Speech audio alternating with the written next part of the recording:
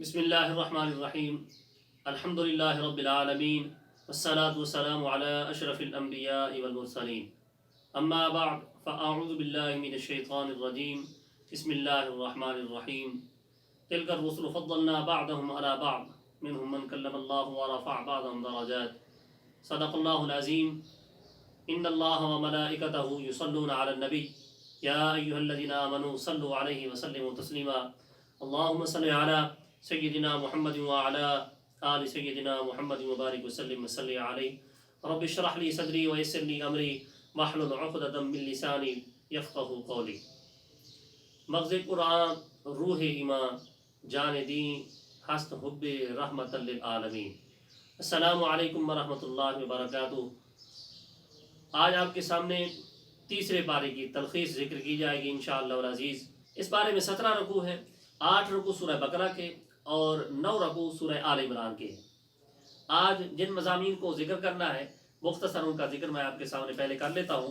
سب سے پہلے خصائص انبیاء کا ذکر کیا جائے گا، اور افضل ترین آیت قرآن پاک کی وہ کون سی ہے، اور مردوں کا زندہ کرنے کا ذکر کیا جائے گا، اور نمرود اور حضرت ابراہیم علیہ السلام کا آپس میں مباحثہ، اور حضرت عزیر علیہ السلام کا واقعہ، اور انفاق فی سبیل اللہ، سود کی مذمت، اور ساتھ ساتھ نجران کا جو عیسائی وفد حضور نبی اکرم صلی اللہ تعالی علیہ وسلم کی بارگاہ اقدس میں حاضر ہوا اور آپس میں مناظرہ ہوا، تو وہ ان کا ذکر کیا جائے گا انشاءاللہ العزیز۔ تیسرے پارے کی ابتدا میں اللہ رب العالمین انبیاء علیہ السلام میں کون افضل ہے، کس کو زیادہ فضیلت ہے، ان کا ذکر کیا جا رہا ہے۔ اس کے بعد قرآن پاک کی سب سے افضل ترین آیت سورہ بقرہ کی آیت نمبر 255 ہے، جس کو آیت الکرسی کہا جاتا ہے، اور یہ قرآن پاک کی سردار آیت ہے، اور یہ 50 کلمات اور 10 جملوں پر مشتمل ہے۔ اس میں تقریباً 17 مرتبہ صراحتاً یا اشارتاً اللہ کا ذکر کیا گیا ہے۔ اس کی فضیلت میں حضور نبی اکرم صلی اللہ تعالی علیہ وسلم نے ارشاد فرمایا، سورہ نسائی کی حدیث مبارکہ ہے کہ جو شخص بھی ہر فرض نماز کے بعد اس کو ایک مرتبہ پڑھتا ہے تو جیسے ہی جو اس جہاں سے رخصت ہوگا رب تعالیٰ اسے جنت عطا فرمائے گا۔ تو ہمیں بھی معمول بنا دینا چاہیے، جیسے ہی ہم فرض نماز ادا کریں، فرض نماز کے بعد کم از کم ایک مرتبہ اس آیت کو پڑھیں تاکہ ہم اللہ رب العالمین ہم کو جنت عطا فرمائے۔ اس کے بعد آیت نمبر 258 کے اندر حضرت ابراہیم علیہ السلام اور نمرود کا آپس میں مباحثہ ذکر کیا گیا ہے۔ اللہ جب کسی کو مقام و مرتبہ دے تو وہ مغرور نہ ہو، آپے سے باہر نہ ہو، سرکش نہ بن جائے۔ اللہ کو سرکشی پسند نہیں ہے، متکبر لوگ پسند نہیں ہیں، مغرور لوگ پسند نہیں ہیں۔ اللہ کو عجز و انکساری پسند ہے، عاجزی پسند ہے۔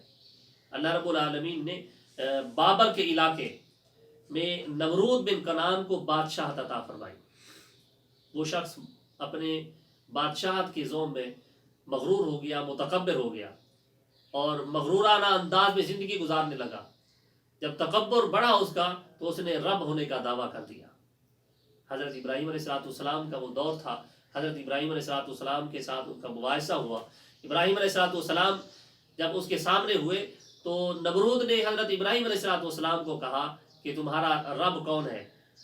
تو حضرت ابراہیم علیہ السلام نے ارشاد فرمایا، میرا رب وہ ہے جو زندگی عطا فرماتا ہے اور موت عطا فرماتا ہے۔ جیسے ہی حضرت ابراہیم علیہ السلام نے یہ ارشاد فرمایا تو نمرود نے کہا یہ کام تو میں بھی کر لیتا ہوں۔ 2 آدمیوں کو بلایا، ایک کو قتل کر دیا، دوسرے کو آزاد کر دیا۔ جب حضرت ابراہیم علیہ السلام نے اس کی یہ بات سنی تو آپ نے دیکھا کہ بات تو ہو رہی تھی موت اور حیات کی تخلیق کی، اور یہ اسباب کی طرف چلا گیا ہے۔ حضرت ابراہیم علیہ السلام نے نمرود کے اس احمقانہ کام سے کہ اس نے ایک بندے کو مار دیا، دوسرے کو آزاد کر دیا، اور اس کو کہا کہ یہ زندگی ہے اور یہ موت ہے، میں اس کا مالک ہوں۔ تو حضرت ابراہیم علیہ السلام نے دوسرا جملہ ارشاد فرمایا کہ میرا رب وہ ہے جو سورج کو مشرق سے نکالتا ہے، مغرب میں غروب فرماتا ہے۔ اگر تمہارے اندر کوئی کمال ہے، طاقت ہے، اگر تمہارے اندر کوئی قدرت ہے تو سورج کو مشرق کی بجائے مغرب سے طلوع کرو اور مشرق کے اندر غروب کر دو۔ جب حضرت ابراہیم علیہ السلام نے یہ جملے ارشاد فرمائے تو وہ احمق شخص مبہوت ہو گیا۔ اس کے بعد اگلی آیت میں حضرت عزیر علیہ السلام کے ذکر کیا جاتا ہے. مفسرین کرام نے اس آیت کی مصداق کو حضرت عزیر علیہ السلام کی ذات کو ہی قرار دیا ہے. جب بادشاہ بخت نصر نے بیت المقدس پر حملہ کیا، اس علاقے کو برباد کر دیا، یہاں پر علاقے کے رہنے والوں کو قتل کیا، کچھ لوگوں کو قیدی بنا لیا اور اس علاقے کے اینٹ سے اینٹ بجا دی. حضرت عزیر علیہ السلام وہاں پر سے گزرتے ہیں اور اس علاقے سے گزر کر اس علاقے کو دیکھتے ہیں، اس کی بربادی کو دیکھتے ہیں. آپ کی زبان سے یہ جملہ نکلتا ہے انا یحیی ھذہ اللہ بعد موتھا، کہ اللہ رب العالمین اس علاقے کو پھر کیسے آباد فرمائے گا. یہ لوگ مر گئے ہیں، یہ زندہ کیسے ہوں گے، اس آباد کیسے ہوگا. یہ تعجبانہ یہ جملہ تھا. تو حضرت عزیر علیہ السلام گھومتے گھماتے اس علاقے سے ایک جگہ آرام کرنے کے لیے بیٹھے اور وہیں پر اپنی سواری کو باندھا، سواری کو باندھ کر وہیں پر آرام کیا، سو گئے. پھر رب تعالیٰ نے اس علاقے پر شاہان فارس میں سے ایک بادشاہ کو مسلط کیا. اس نے اس علاقے کو دوبارہ آباد کیا. جو لوگ ملک بدر ہو گئے تھے ان کو واپس بلایا، اس علاقے کو دوبارہ آباد کیا اور پہلے سے زیادہ خوبصورت بنا دیا. بہت زیادہ آبادی ہو گئی، اس علاقے میں بہت بڑا شہر بن گیا. حضرت عزیر علیہ السلام پوری 1 صدی 100 سال وہاں پر سوئے رہے. پھر اللہ رب العالمین نے عزیر علیہ السلام کو پھر زندہ کیا. سب سے پہلے اللہ نے حضرت عزیر علیہ السلام کی آنکھ میں بینائی عطا فرمائی، قوت عطا فرمائی، زندگی عطا فرمائی. حضرت عزیر علیہ السلام نے اپنی آنکھوں سے اپنے مردہ جسم کو زندہ ہوتے دیکھا.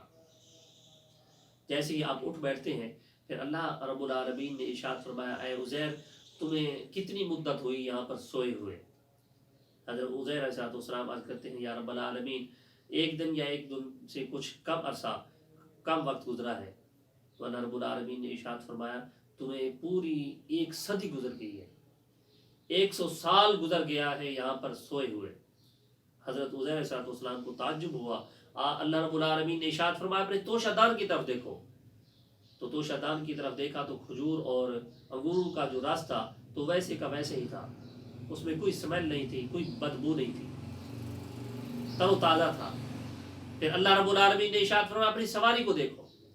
تو حضرت عزیر علیہ السلام کے ساتھ جو سواری ایک گدھا تھی تو اس کو دیکھا تو وہ گل سڑ گئی تھی. تو اللہ رب العالمین کے حکم سے وہ دوبارہ سواری زندہ ہوئی. عزیر علیہ السلام نے اپنی آنکھوں سے دیکھا اس سواری کو جو گل سڑ گئی تھی، اس ہڈیوں پر دوبارہ گوشت لگا، چمڑا لگا اور آپ کے آنکھوں کے سامنے ہی وہ زندہ ہوئی. تو اللہ رب العالمین کی یہ اس قدرت کو اس نے اپنی آنکھوں کے سامنے دیکھا. صرف ان کی زبان سے ایک جملہ نکلا تھا کہ انا یحیی ھذہ اللہ بعد موتھا، کہ اس مردہ علاقے کو رب تعالیٰ پھر کیسے زندہ فرمائے گا. تو رب تعالیٰ نے اپنے نبی کو ان کی آنکھوں کے سامنے کر کے دکھایا. پھر حضرت عزیر علیہ السلام باہر جاتے ہیں، علاقے کو دیکھتے ہیں تو بہت خوبصورت بن چکا تھا، بہت آباد ہو چکا تھا. تو رب تعالیٰ نے اپنی قدرت کاملہ دکھائی. اللہ رب العالمین ہر شے پر قادر ہے، ان اللہ علی کل شیء قدیر ہے. اس کے بعد حضرت عزیر علیہ السلام کے ذکر کے بعد حضرت ابراہیم علیہ السلام کا دوبارہ ذکر کیا جاتا ہے 260 آیت میں. حضرت ابراہیم علیہ السلام کو اطمینان قلب کے لیے حیات بعد الموت کو بصورت معجزہ دکھایا گیا. مفسرین کرام یہاں پر لکھتے ہیں حضرت ابراہیم علیہ السلام سمندر کے کنارے گئے، وہاں پر ایک مردے کو دیکھا، ایک لاش کو دیکھا جو سمندر کا پانی جس کو ٹچ کرتا تھا تو سمندر سے مچھلیاں آتی اس مردے کو کھاتی. جیسے ہی وہ پانی واپس چلا جاتا جنگل سے درندے آتے تو اس لاش کو، اس مردے کو کھاتے. آسمان سے پرندے آتے اور وہ اس مردے کو نوچتے. حضرت ابراہیم علیہ السلام نے جب یہ دیکھا تو آپ کی دل کے اندر یہ شوق پیدا ہوا کہ اے اللہ تم ان مردہ کو پھر کیسے زندہ کرو گے. آپ دیکھ رہے تھے کہ ایک ہی جسم ہے، اس کے کچھ اجزاء سمندر میں چلے گئے، کچھ اجزاء باہر جنگل میں جو درندے ہیں وہ کھا گئے، کچھ اجزاء اس کے آسمان میں بکھر رہے ہیں. تو رب تعالیٰ ان کو دوبارہ کیسے زندہ کرے گا، منتشر اجزاء کو کیسے زندہ کرے گا. تو آپ کے دل کے اندر شوق پیدا ہوا کہ میں اپنی آنکھوں سے دیکھوں. تو اللہ رب العالمین نے ارشاد فرمایا کہ کیا تمہیں یقین نہیں ہے. تو حضرت ابراہیم علیہ السلام نے عرض کی یا رب العالمین مجھے یقین ہے، اطمینان قلبی کی خاطر میں اپنی آنکھوں سے دیکھنا چاہتا ہوں، آپ کی قدرت کاملہ کا مظاہرہ اپنی آنکھوں سے دیکھنا چاہتا ہوں۔ تو رب تعالیٰ نے ارشاد فرمایا کہ اے ابراہیم تم 4 پرندے اکٹھے کرو، ان کو اپنی بولی سکھاؤ، اپنا عادی بناؤ، جب تمہارے عادی بن جائے تو پھر ان کو ذبح کر کے، ان کے ٹکڑے کر کے مختلف جگہوں پر ان کو پھینک دو، جب بکھر جائیں گی تو پھر ایک جگہ کھڑے ہو کے ان کو بلانا دو۔ تو ابراہیم علیہ السلام نے ایسے ہی کیا، 4 پرندوں کو اکٹھا کیا، پرندوں کو پھر ان کو اپنی بولی سکھائی، اپنا عادی بنایا، جب ان کے عادی بن گئے تو ابراہیم علیہ السلام نے ان کو ذبح کیا۔ ذبح کرنے کے بعد ان کے اجزاء کو 4 سمتوں میں بکھیر دیا، جیسے ہی بکھیر دیا ایک جگہ کھڑے ہو کے، وہاں پر حضرت ابراہیم علیہ السلام کے پاس ان 4 پرندوں کے سر موجود تھے، آپ نے آواز دی اسی آواز کے ساتھ جس سے وہ عادی تھے۔ آواز دیتے ہی دیکھا کہ چاروں طرف سے، چاروں سمتوں سے وہ اجزاء آتے ہیں، ابراہیم علیہ السلام کی آنکھوں کے سامنے وہ بننا شروع ہو جاتے ہیں۔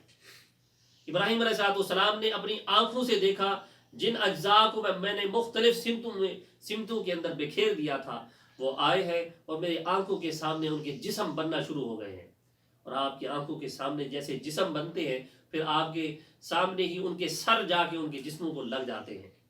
تو ابراہیم علیہ السلام نے اپنی آنکھوں سے رب تعالیٰ کی قدرت کا مظاہرہ دیکھا، قدرت کاملہ کا، تو یقیناً اللہ رب العالمین ہر شے پر قادر ہے، ان اللہ علی کل شیء قدیر ہے۔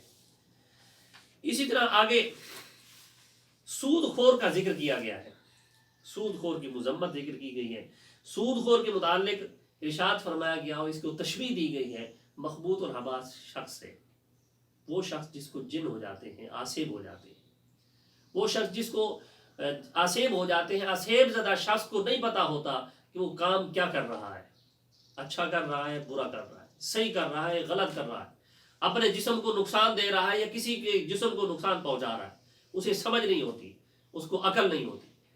تو اللہ رب العالمین نے سود خور شخص کو بھی اسی طرح آسیب زدہ شخص کے ساتھ تشبیہ دی ہے، جس طرح اسے سمجھ نہیں ہوتی، اپنی جان کو نقصان پہنچا رہا ہے، دوسرے کو جان کو نقصان پہنچا رہا ہے، اسے نہیں سمجھ ہوتی، اسی طرح سود خور کو بھی نہیں سمجھ ہے کہ وہ اپنی ذات کو نقصان پہنچا رہا ہے یا اگلے بندے کی ذات کو نقصان پہنچا رہا ہے، وہ خبتی ہو چکا ہے، عقل اس کی ختم ہو چکی ہے، اسے نہیں سمجھ میں کیا کر رہا ہوں۔ تو اللہ رب العالمین نے سود خور کو آسیب زدہ شخص کے ساتھ تشبیہ دی ہے۔ اور آگے سورہ آل عمران ہے، سورہ آل عمران مدنی سورت ہے اور اس کے 20 رکوع اور یہ 200 آیات پر مشتمل ہے۔ اس سورت میں حضرت عمران علیہ السلام کے خاندان کا ذکر ہے، اس لیے اس سورت کا نام آل عمران رکھ دیا گیا ہے۔